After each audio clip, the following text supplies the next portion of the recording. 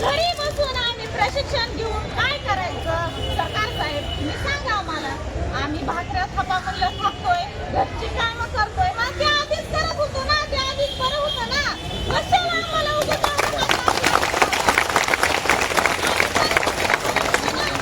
उलट लोकांचे बोलणे, घरच्यांचे बोलणे चार शब्द कानावर पडत तरी नव्हते.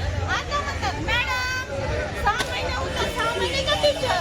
मॅडम किती दिवस तुम्ही कामात आहात आणि किती दिवस तुम्ही संस्थेत आहात? 11 महिने तुम्ही होतात. मॅडम झालं का? आता दिवाळीपर्यंतच आहात का? मग आम्हाला हे शब्द ऐकण्यासाठी तुम्ही ट्रेनिंग दिला का? आम्हाला कायमस्वरूपी रोजगार द्या आणि आम्ही अगोदर आमच्या घरी होतो, काहीतरी कामधंदा करत होतो, तुम्ही आम्हाला आशा लावली, रोजगार दिला. आमचे आई वडील जे आहेत ते म्हणतात शिकली, इतक्या दिवस तुम्ही शिकलात, संघटित व्हा, शिका, मोठे व्हा, नाव कमवा. आणि आम्ही आता असं जरा उठून उभा राहिलो, चालायला लागलो, नाव कमवायला लागलो आणि आता आम्हाला घरी पाठवताय. हा तुमचा न्याय झाला का? हा संविधानाचा न्याय आहे का?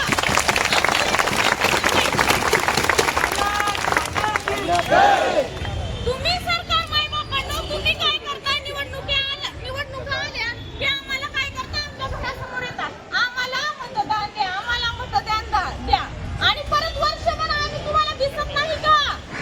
असं का? आम्हाला न्याय द्या, आम्हाला हक्काचा रोजगार द्या. आमची मुलं बाळं आहेत की त्या रोजगारावरती आहेत मायबापू. मला आता अश्रू येते, मला होऊ दे. लहानपणी म्हणतात शाळा शिक, मोठा हो, नोकरी मिळव आणि तुम्ही नोकरीच्या आशा लावता आणि काय म्हणता की घरी बसा, प्रशिक्षण झालं आणि त्याच्यावरती नमूद सुद्धा केलेलं आहे की एक गुणपत्र कुठे घेऊन गेला तर नोकरी मिळणार नाही. अरे